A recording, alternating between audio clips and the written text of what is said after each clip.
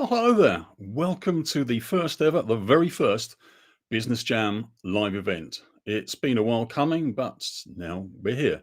So this is where that's myself and guests, take a look at innovation, reinvention, curiosity, knowledge, exploration. And we're not really we like shiny gadgets, but that's not the focus. But we want to explore all these attitudes that help us to invent and solve some of the issues that we currently face. So please feel free to comment on whatever social media platform you are watching on. That's if there is anyone out there. We hope there is. So before we go any further, can I just tell you, for the Facebook listeners anyway, there is a fudge. You have to, if you don't want to comment as a Facebook user, you actually have to do that. chat.restream.io/FB. And that means that if you comment and we feature your comment, then instead of saying Facebook user, it'll say Fred Blogs or whatever. So that's all we need to do. So to the main event, our guest for today. Our guest is, or so he claims, a former scientist, HR director, business consultant, musical producer, professional storyteller, non-executive director even of a rugby team, a zoo, and a talent company. He's fascinated by disruptive technologies and what their impact is and could be on the future of work. So without further ado, let me welcome Scott McArthur. Hello. How you doing, Derek? I'm doing absolutely fine. You look like you're doing better than me. I saw the coffee going in just off air there, so that's fine. So that was a potted history, if you like. So I've been following your exploits, I guess, for just over 2 years now. But how did you get to that point? What did you do? And then let's explore the different exciting bits that we know you have been doing.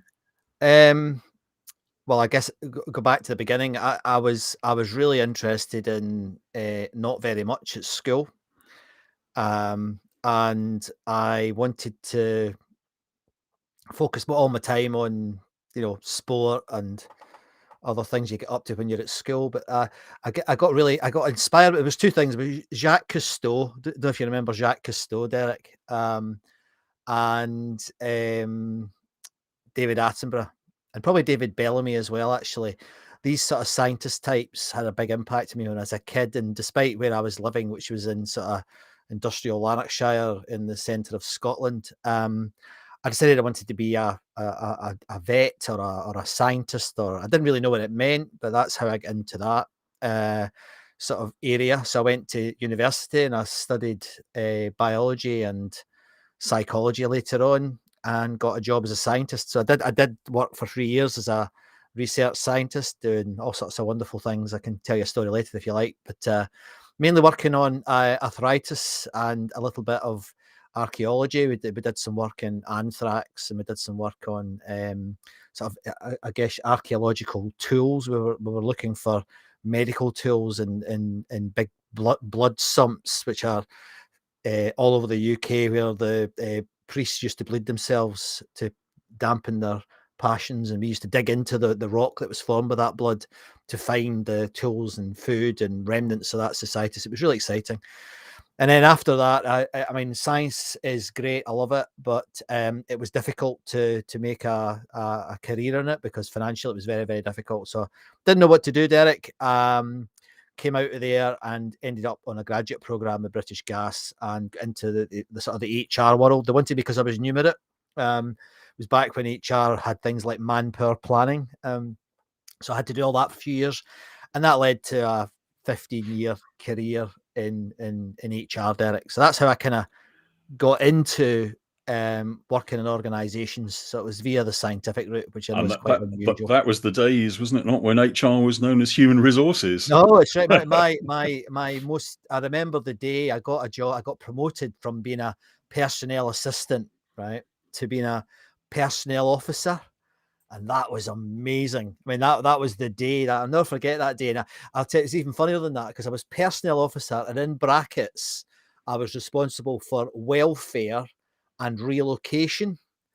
And Thatcher soon did away with welfare. Companies were stripping out everything back then, and welfare was one of the first things to go. So that job only lasted about 18 months, but it's so funny now, Derek, that all the companies are talking about welfare again, which is really interesting.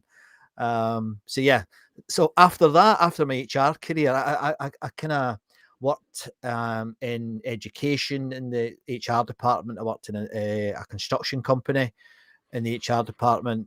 So I got around a little bit. I then ended up in a food company, which was fabulous. I love manufacturing, absolutely love it. But during that process, I got to meet some folks from companies like Accenture and Deloitte, Capgemini, Atos, etc. And after being nudged a few times to do it, I took the jump and went into big consulting. And that was probably the most formative part of my whole career. I spent 10 years in there, and I went around the world 3 times. I worked in hundreds of different, literally hundreds of companies. Did deals. As the biggest deal I was ever involved in was over $1 billion. It was, I mean, I did 2 Olympic Games. It was amazing. I loved it.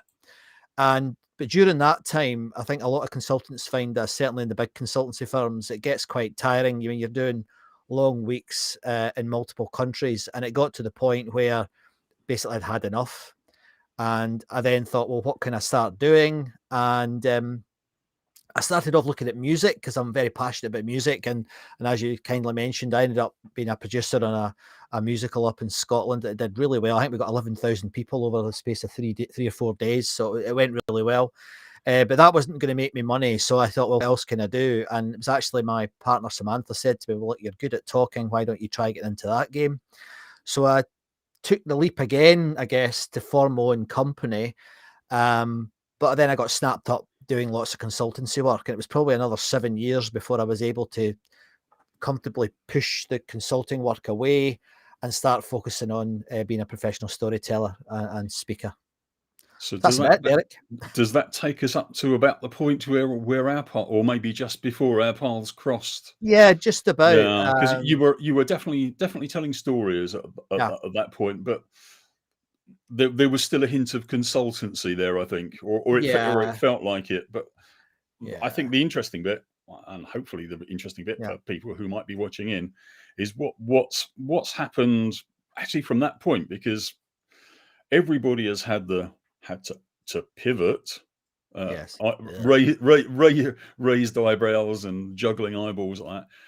They've had to make changes, but a million and one other things have happened along the way, and Yeah. some have gone faster than others, and you seem to have gone faster than many. So, have you changed Yeah. direction, or what's caused you to change direction, or what has been the inspiration for you doing Mm. what you've been doing?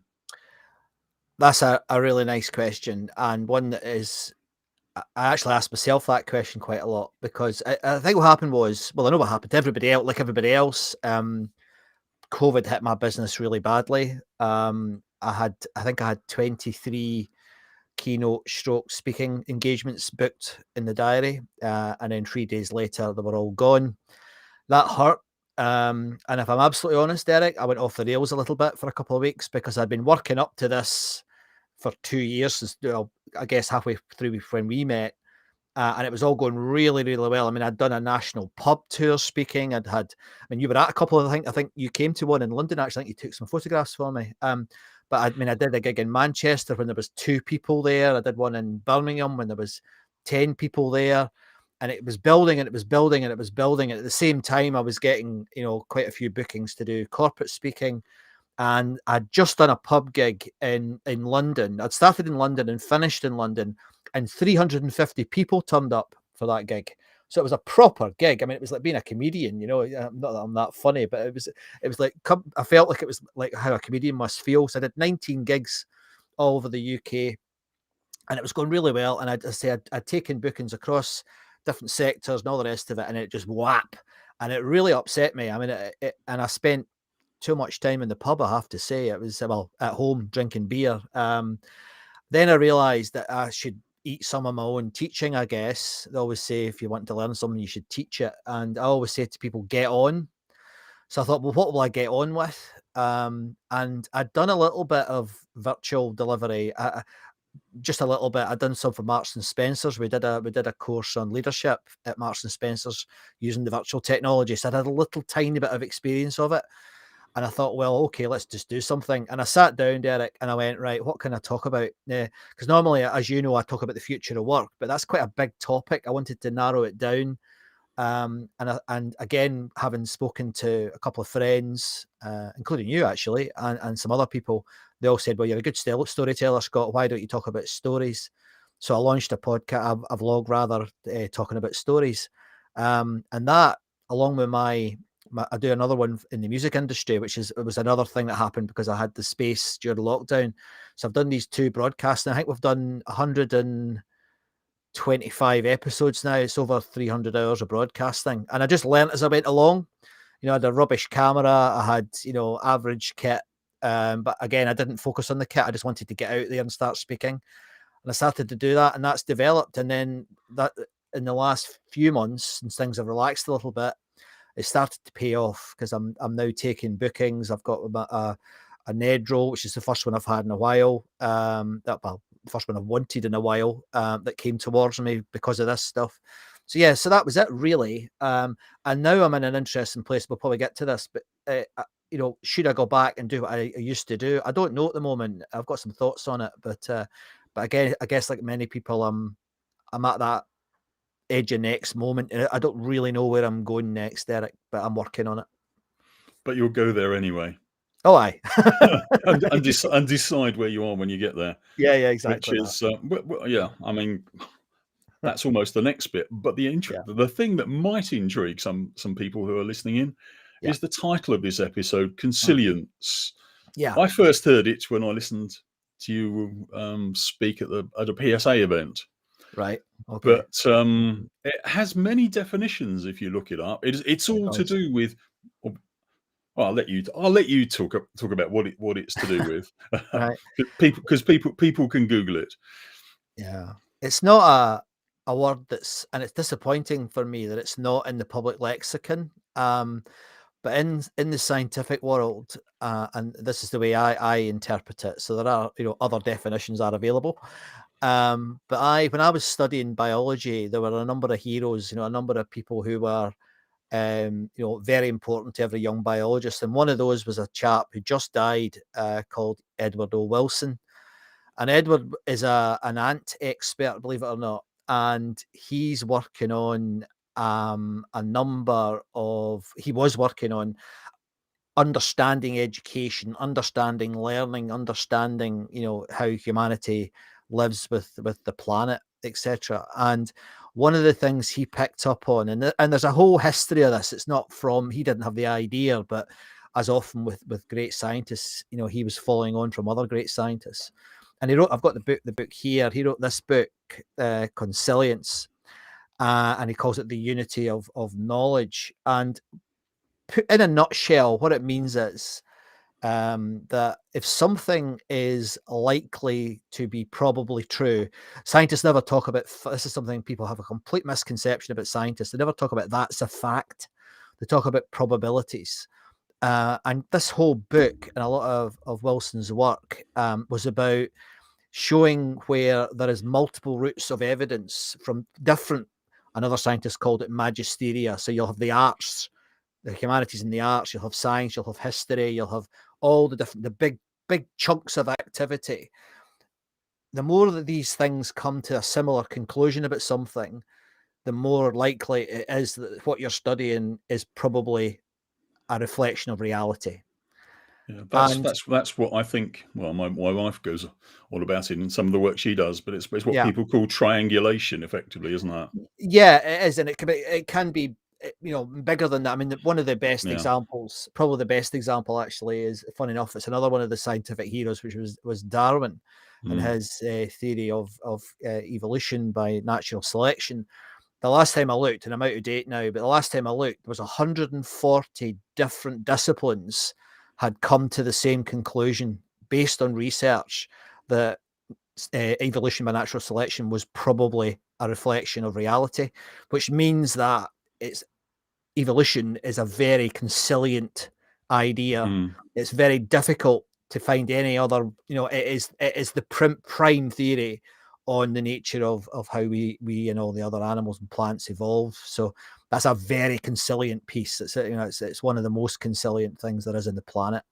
So I'm fascinated by it, because if you get, and Wilson was the same, because he loved the idea of the arts and the sciences having similar ideas on subjects that actually coalesced. And I love that.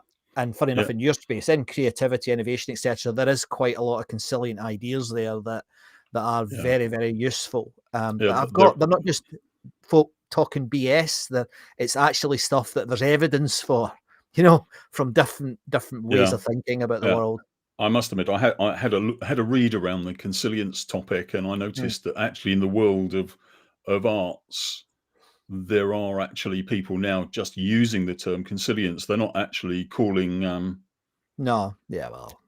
So it's always thus, Derek, isn't it? People pick up on words and they don't actually know what they mean. Yeah. Well, yeah, indeed. Yeah. But the other thing is, in terms of using it with the arts and in the world of innovation. Yeah. I suppose you're stretching, or could be stretching the term consilience. But because in the world of innovation, we're not actually necessarily looking for proof.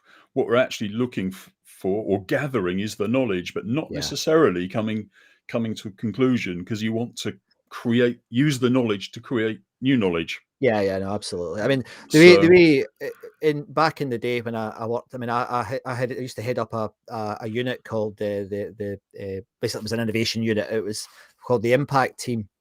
And our role was in the creativity and innovation space. And like a lot of the big consultancy companies, they're packed with very clever people, but they're not packed with people from across the magisteria, as I said earlier. So one of the things that I did, and it was great fun, we had I was asked to work with 30 of the sales guys in one of these companies. And I do, I had to help them with their pitching and help them get their messages clear. And we had an artist in there as well, helping them visualize what their products looked like, etc. But we then pulled a fast one. The chief executive, she's called Ursula. She's still there. And her and I sat down and we said, well, we need to give these guys something challenging. So what we did was we did a Dragon's Den. Now, that isn't a clever idea. Everybody's done that sort of thing. But what we didn't tell them, so these 30 people all walked in and they had to present their piece to the Dragon's Den. There was me, Ursula, and a couple of other technical guys on the panel. But what they didn't know was that we'd invited their families to be the audience. And by goodness, you have never seen 30 people's faces change completely, ashen. And it was so interesting because they couldn't BS. They had to watch acronyms because some wee boy would say, "Excuse me, Daddy, what does that mean?" And they really had to know their stuff. And I'll tell you what, that's one of the best events I've ever been at, because it really put these people under real pressure that they didn't expect. And ideas came out, mate. It was brilliant. It just kept coming out, because they were challenged they were met by a different audience. So based on that, we then used to bring, and I remember having one we went and had a partnership with the National Opera down at Covent Garden in London, and we got the opera singers to be the audience. So we really went for it. We went for different types of people, and it was terrific. I'm very, very proud of that work, and I did it with a guy called Greg. I don't know if Greg's watching, but Greg Stewart was his name. Fantastic! It was just a great period. The more different you can make the experiences, the better. Yeah. And also in a social context, in social innovation, you can piggyback things on that. So you can piggyback information gathering about health, about social deprivation on the music, on the arts. It's you're not hoodwinking people. You're just making people forget. I wouldn't say lower their guard, but their natural defenses aren't going to come up and they'll Yes. just do what they do. Yes. Yes. I mean, Um, I work really hard on, you know, really trying to understand people that are nothing like me. So I've got two or three, well, one composer and a couple of artists that I really, really admire. And it's particularly, I mean, one of them, a guy called Celaya, who's a Cuban artist. It's just outrageous. I mean, his artwork is good, but it's more to do with his process. hmm, Uh, I just find it so. I mean, he will write a book about one painting and how he got to that point. And funny enough, he's an ex-physicist as well, so there's quite an interesting thing there. But I find that sort of brain very, very interesting. And there's another one called John Luther Adams, who's a modern classical music composer, and his whole approach is just so different to anyone in the corporate world that I find it truly inspiring, and I hmm. try to, learn from that. Don't always like what they do. I'm sure they don't like what I do, but it's something that really challenges you, and for me, it keeps me honest, I think, and it changes my mind about a lot of things, and I think that's important. Being able to The thing change is, your is mind. it's quite easy for people like us to go and search out people like that in a Yeah, way. Not that everybody does or should, no, but it is quite easy to. yeah, But how would you introduce some of these ideas, these concepts, these people yeah, to should we say people in the corporate world, to yeah. bigger companies? Well, I remember. I'll tell you a little story. I remember the first time that we really went for it with a group, and I must give the guys the rightful name. His name was Steve Whitler, and Steve is one of the leading proponents of systems thinking, I think, in the UK, if not beyond. He's an amazing guy. And what we did was we took some of the principles of understanding from the artistic domain. So how does an artist see something? How does an artist form a picture or a piece of music or whatever of something they're observing? And a lot of the time with art, it's observational and then translational.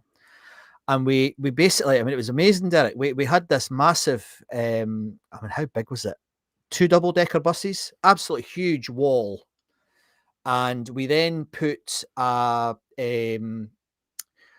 what was it? Like artist canvas on the wall, and then we cut it up into doable, like big A1 type pieces, and we gave it out to the company, and it was a technology company.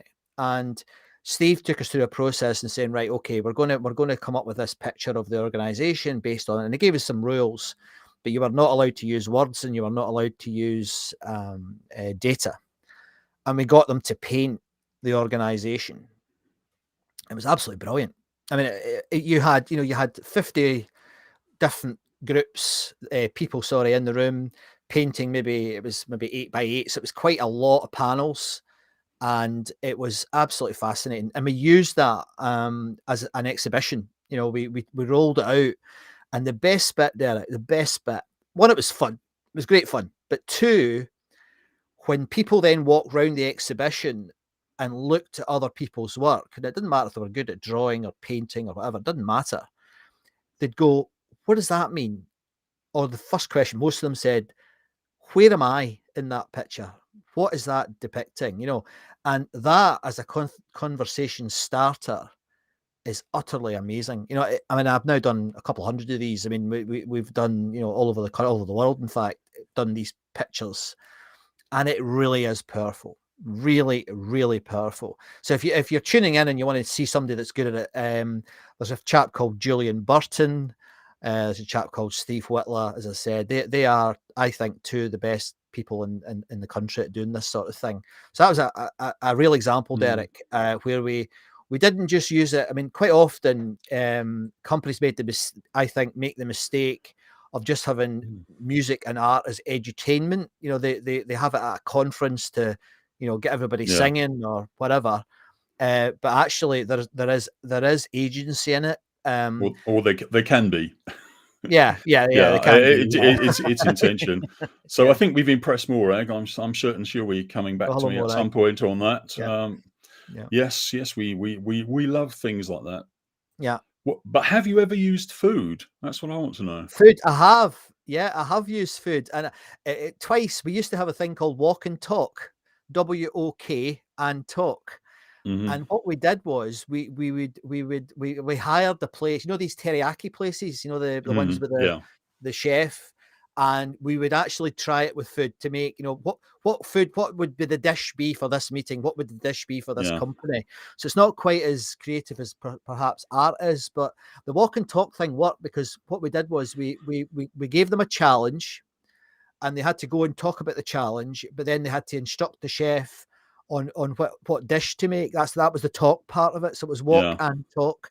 yeah. So we did that mainly. That was again mainly in the technology world, but I also did it with some retail companies. So yeah, we did it. And music's the Yeah. other one. We've done it with music quite a lot, Mm. and we both know some people We do indeed. continue to do that. Yeah. Yeah. I accidentally did it once with food. I didn't intend to. It was at an association of MBAs event, which I Right. organised. And I've been doing this thing about modelling organisations. And most people, you do it with, you can do it with Lego. You can do it Yeah. with all sorts. Marshmallows or whatever. Yeah. Whatever. I just Yeah. had a load of stuff there for Yeah. people to model their organisation with, not intending for them to use any particular thing. And it Yes. was before we had the buffet, but the buffet was there in the room. Right. And as with these things, you don't tell people what to do, but if they go off and do it, you just let them. And they did all their modelling with the buffet. No, there was sausages on sticks and sandwiches and Excellent. little sort of Excellent. like cocktail umbrellas and Yes. all sort. But if people want to do that, the other thing that people love Yeah. is writing where they shouldn't. Yes, absolutely. I've done that I as well. Yeah. I came across a company who are into cardboard packaging, Right. anything from like thin packaging for Mars bars in supermarkets Yeah. to industrial crates for car engines. And Right. so what we did, we cleared all the furniture out of the room we were using, Yeah. and they actually made for us cardboard tables and cardboard chairs Wow. Right. and Okay. a Love it. cardboard ideas wall amongst other things. But the Yes. point was, anything then could be written on, and they loved it. They'd write on the tables, and the people love it. Brilliant.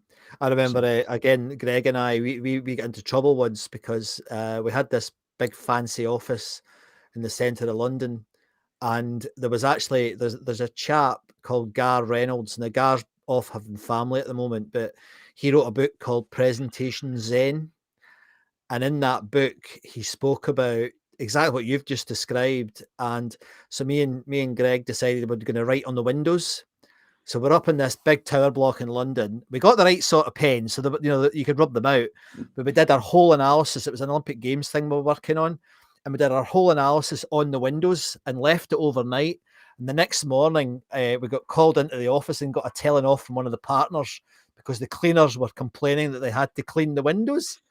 But fortunately, Greg had taken a photograph of of the work. But actually, it was really interesting. I tell you what was the most interesting part, Derek, was Greg and I were used to working together. That was fine.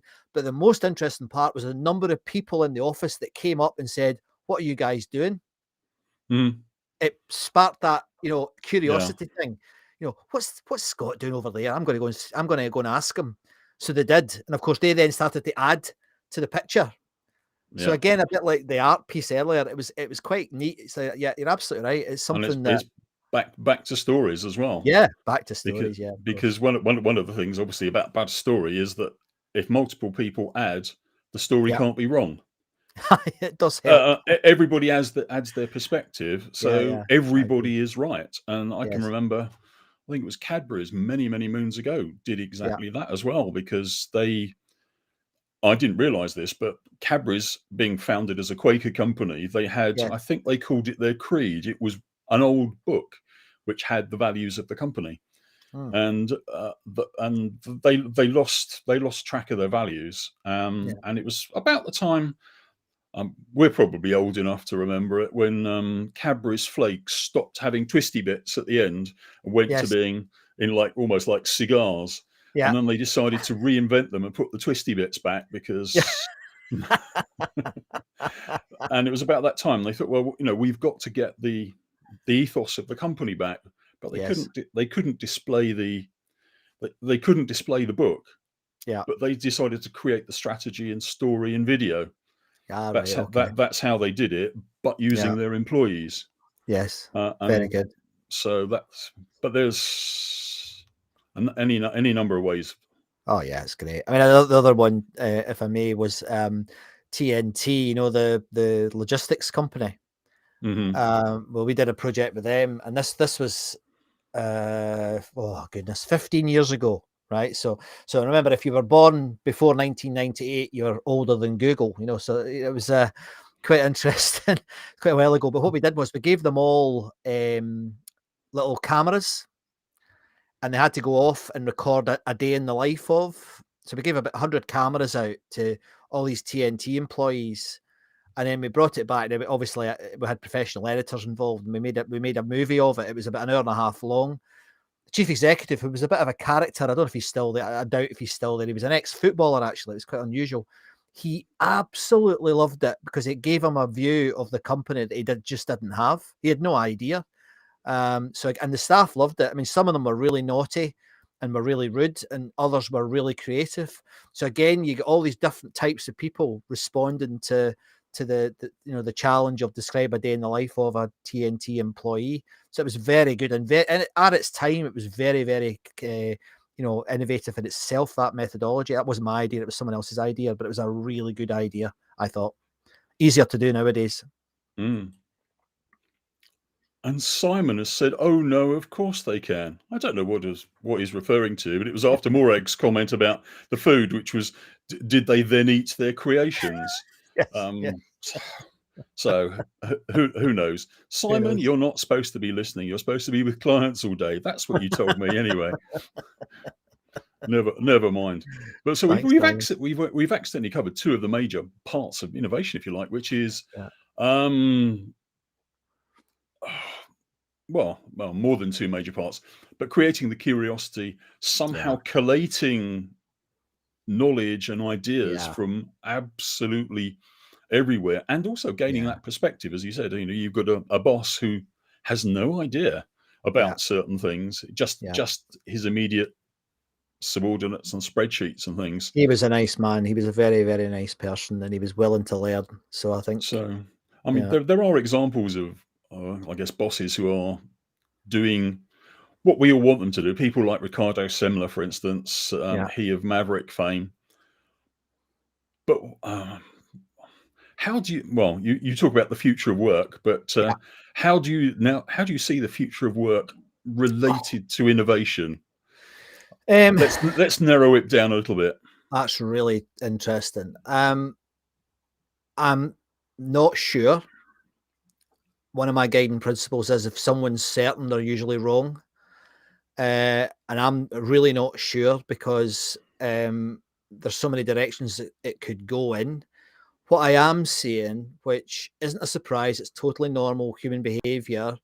Most of the companies, most of the organizations that are talking about being innovative are basing that on the industrial revolution model that they've always had. So they're going to get what they always got more than likely. The other thing I know is that companies are not good at changing at all. Even if it's possible, it's often just not possible. And I can give you chapter and verse on that from experience of multiple organizations from across the sectors. There are very few companies that have ever changed. However, I think the fact that I mean, I call it the inverted triangle. You know, where the people at the bottom of the triangle in a hierarchy are the ones that give the most value usually to the customer. So I like to think about inverting the influence of that triangle now and saying, okay, because of the last couple of years, Derek, I think that some people, not everyone, a lot of people just go to work to make a few quid and go home and go to the bar, go to the gym, go to a concert. They're not interested. This is another thing. People pretend that everybody's really interested. A lot of folk aren't. I would probably argue the majority couldn't care less. However, the ones that do care, they're starting to see possibilities for doing things slightly differently. Now, everybody predicted homework, and companies have been doing it for years. everybody predicted structuring companies, Robin Dunbar's work that's been around for 20 or 30 years. The platform businesses that are around, that's been around for 20 years. It's only now becoming technology enabled. So that's not new. So where's it going? I don't quite know, because it's so complex and there are so many things involved. It's difficult. However, I'll make three things I think are particularly interesting that the public don't always have their eye on. The first one is the obvious one everybody talks about, and I won't dwell on it, but that's technology, and in specific technologies around artificial intelligence. There are huge opportunities there for things to change, and for things like I interviewed Mike Hobday, who's the chief executive of a company called Antworks, one of the major AI companies, just last week on my own show. And he said, well, it's so exciting because what the public don't see is the rate of change. It is what's called exponential. And his perspective was, and I'm quoting Mike here rather than my own opinion, but his perspective was, it is about enriching lives in a different way at work and taking away a lot of the hassle. It's as simple as that. So I think the future of work might involve less hassle. I doubt if it'll involve less paper. Everybody talks about the paperless office. That's not going to happen anytime soon. But even last night, I was at a burn supper last night, Derek, as you'd expect. And next to me was a senior lawyer from one of the big legal firms in London. And she said, and this is obviously not a surprise to you and I, but she said, the job of a paralegal has gone. It's been taken out because all they did, very important role, but what they did was they looked at case studies and they looked back in time at what the case may be for a particular client. That's now been done by AIs and been done better, faster, and deeper than it's ever been done before. Major change. So the legal industry is having to really change, because the natural hierarchy for progression, they all started as paralegals, has basically gone. Same thing has happened in medicine. When your GP, if you've ever been to GP, we all know that nowadays they sit in front of a laptop looking at your symptoms and looking for outcomes. That's not a job for a human anymore. So that's going to be taken out. So all of that stuff's going to happen. So that's the more obvious stuff. But behind the scenes, there are two other technologies that I'm interested in that I think are really important, but aren't commonly on people's radar. The first one's biotechnology.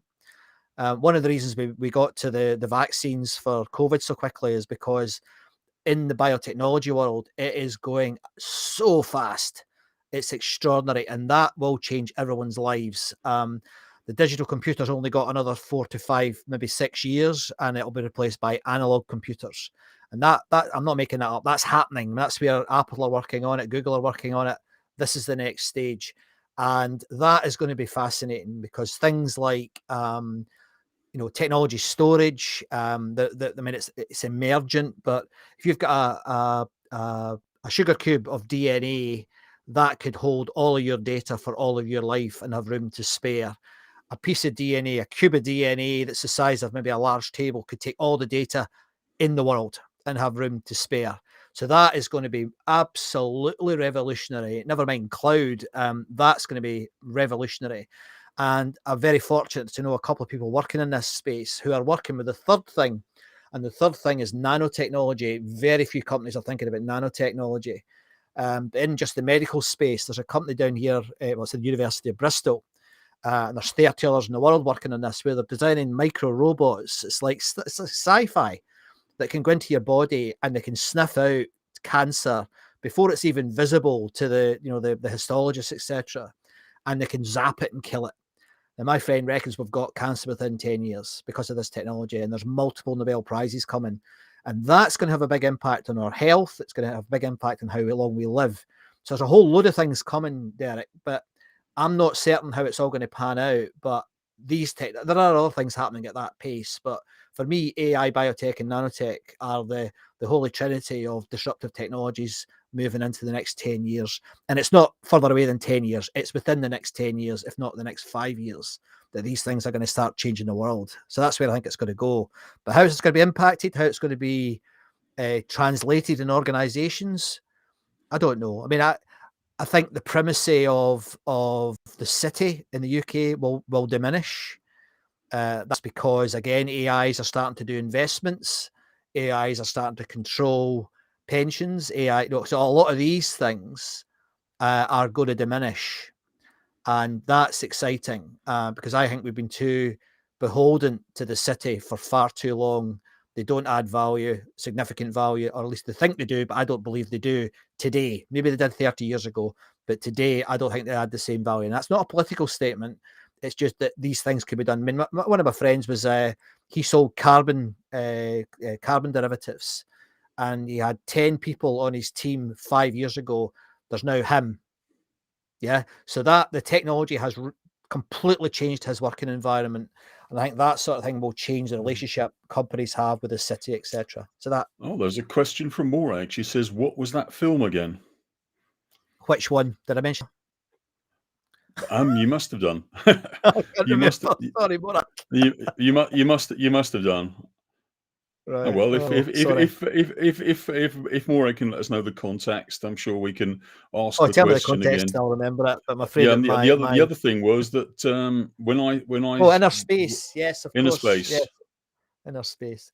Yeah, Inner Space is coming real. And I've actually, Morag, I've actually seen them doing a mock-up in a sports centre, and it was a white floor, white walls, white ceiling, and all these little robots that were about that size. It's obviously a prototype, and they had all these little robots, different colours, looking for the red robot, and the red robot was emitting something. I don't know what it was. I'm not close enough to it, but it was doing something, and they all sniffed around, and eventually they swarmed around it.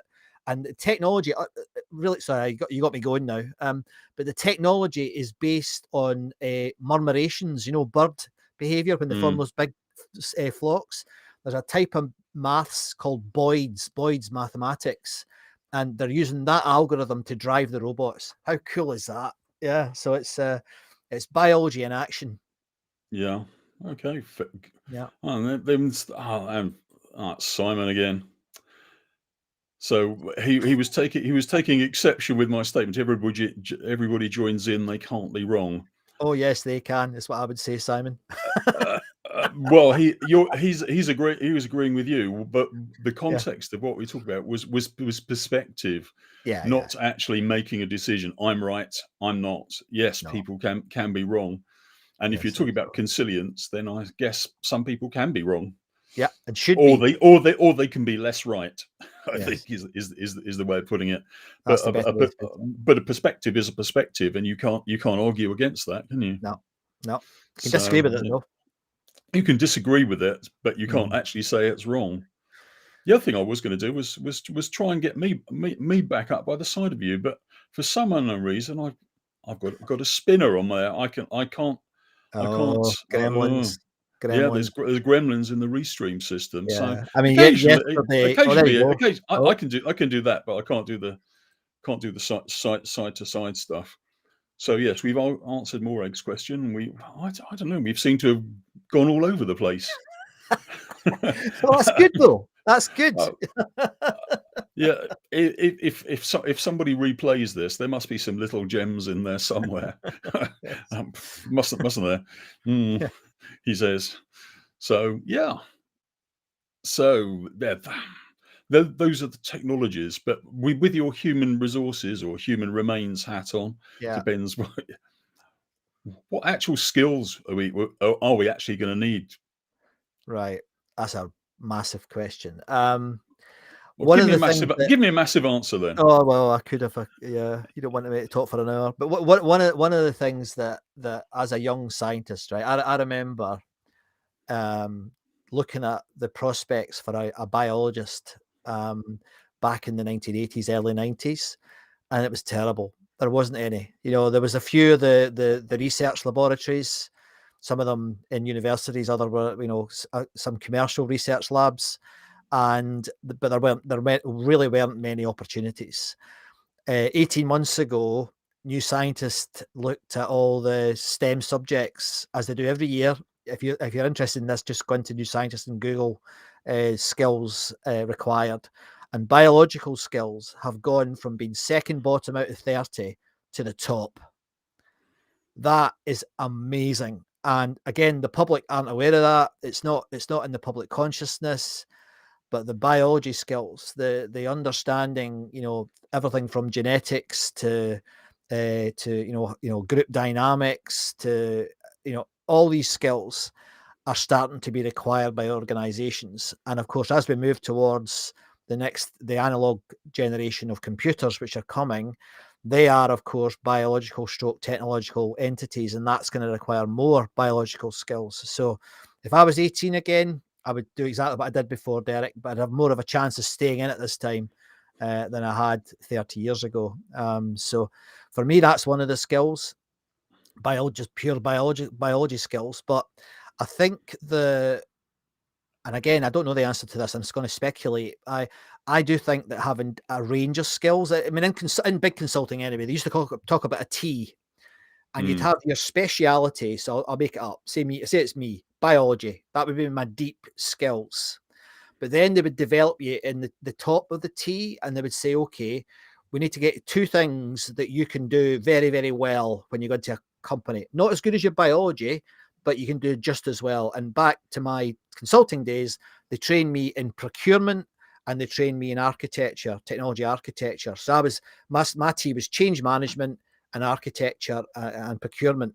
And that meant that I could be used more out in different companies as a consultant. And I think more people should think about that. So I would love to see people doing, if we're talking about, a certain level to go to university, by all means do your chemistry degree, but do your master's in history, or do your PhD in the art, because I think that grounding, much more varied grounding, is going to be much more needed. Whereas before, and even to some extent now, it was about deep specialization. I think now we're going to need to have more of a breadth as well as that specialization. I hope that makes sense. And that means that when you come out and you go into industry, if that's what you choose to do, you'll have more opportunities. And it's great to see companies. I mean, companies have never been good at developing their people. The way companies deal with needing a skills gap is they sack somebody and bring in someone with the skills. I mean, I know that's quite glib, but I was an HR director for 15 years. That's what they do, right? Despite all the stuff you read in the papers. But I think moving forward, that breadth of knowledge or that breadth of interest, curiosity is going to be something that will put you in a very positive position as you go into industry moving forward into the new future of work. Could we either help the companies or head them off at the pass to stop them sacking people by actually educating people lower down? I've been talking to both universities and colleges in India, and they seem quite startled when, although they like the idea. For instance, I was talking to an engineering college, and I was saying, well, look, your students, why aren't you teaching them all about creativity? Yeah. If you've got architecture students, why aren't you teaching them about creativity? Because all they're going to do is put up these steel structures with cladding on the outside. Yeah. And where are the gherkins going to come from? Yes. Where are the Lamborghinis going to come from? Yes. If Yes. nobody actually has that creativity. Yes. No, we're on the same page. On the same page. Yeah. We're almost back to Ken Robinson, aren't we? Yeah. Well, Ken got it right. I mean, he got it right. He did. He did indeed. Yes. Yeah. Kids are creative, and we educate them not to be creative. Absolutely. Then we send them to work where they say, you've got to go on a creativity course. Yes. Crazy. So, But I mean, they're not. I mean, I don't know what your experience has been, but certainly the MBA programs that I've taught on and experienced didn't have creativity within it anyway. It's like, it's bizarre. It's just, it's not something that is taught in the non artistic disciplines. It's just not. And it's a shame. It's a shame. It's the same at school, isn't it? It's just the same. Yeah. So, yeah. Morag, thank you for tuning in. Mm. That's nice.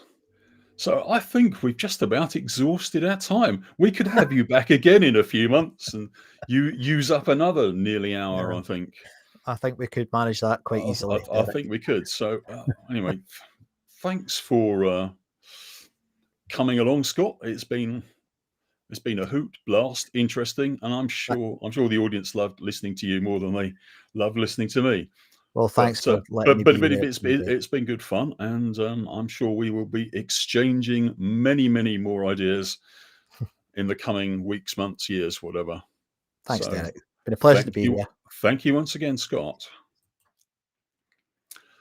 So a big thank you to today's guest, Scott McArthur. Please do get in touch. And I forgot to do this while Scott was on. But if you want to get in touch with Scott, there is Scott's hashtag. You can get search for it on social media. Get in touch with Scott at scott@sculptureconsulting.com. Look for his name. You'll find him everywhere, LinkedIn, Facebook. So that's how to get in touch with Scott. So there will be a live replay of this episode next week, and the video will be available at some point on my YouTube channel. So I look forward to seeing hopefully some of you, well, hopefully all of you, but maybe some of you in a fortnight's time. So it's goodbye for now.